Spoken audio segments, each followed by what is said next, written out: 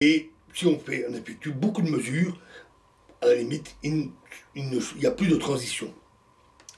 Donc on retrouve exactement le même phénomène sans devoir faire appel à la réduction en utilisant le schéma de Newman et intrication à la mode des cohérences que nous avons vues. Ça peut être avec un appareil de mesure ou l'environnement, des diffusions de particules sur le système, des photons, des molécules qui viennent heurter le système et qui, comme je l'ai dit, on peut dire que l'environnement mesure le système et donc peut empêcher la transition du système. Et cela montre donc la dépendance quadratique est modifiée et pour des couplages forts, les transitions sont carrément supprimées. Cela montre clairement l'origine dynamique de l'effet Zeno. C'est l'interaction et le lien qui se fait avec l'environnement ou le système de mesure. Lorsque ce lien est suffisamment fort, le système ne peut plus faire de transition ou une transition beaucoup plus lente. Une extension de ce modèle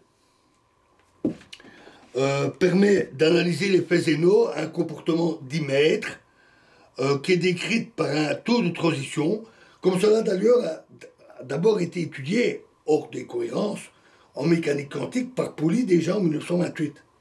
On peut montrer que s'il y a plusieurs micro-états, donc pas deux états de transition, mais plusieurs possibles, et avec des transitions éventuellement step by step, et que la mesure, l'interaction avec l'environnement n'est pas suffisamment forte que pour distinguer deux petits états proches dans la liste des petits états, des petits changements, alors les taux de transition ne sont pas réduits par l'effet Zeno.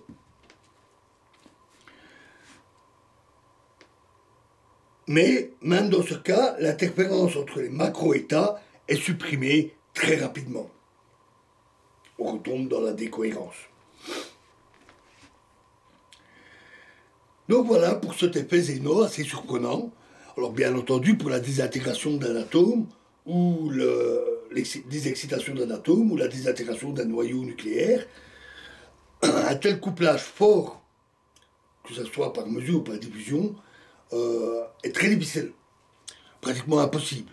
Donc l'effet a été plutôt observé dans des systèmes un peu plus complexes, comme je l'ai dit, avec surtout des processus de type semi-conducteur, où le dispositif électronique à l'échelle des structures atomiques quand même, hein, donc on parle de centaines d'atomes maximum, où on a une transition qui peut se produire et où il y a interaction avec l'onde électromagnétique, et là on a pu observer clairement cet étrange phénomène. Ou simplement en observant le système, il ne fait plus rien. On ne le regarde pas, il change, on le regarde, il ne change plus, il ne bouge plus. Très curieux. Voilà, alors quittons donc les exemples et nous allons toucher un mot dans la prochaine vidéo, des interprétations de la mécanique quantique et de la décohérence. Alors, on a déjà beaucoup parlé de l'aspect interprétation, et on ne va pas ici faire une présentation de toutes les interprétations en détail, comment est-ce qu'elles fonctionnent, etc. Je donnerai une liste de quelques interprétations, le principe général, on en a déjà vu un peu, avec l'interprétation de Copenhague, j'ai parlé des interprétations avec une réduction physique, et on parlera du rôle de la décohérence dans les interprétations.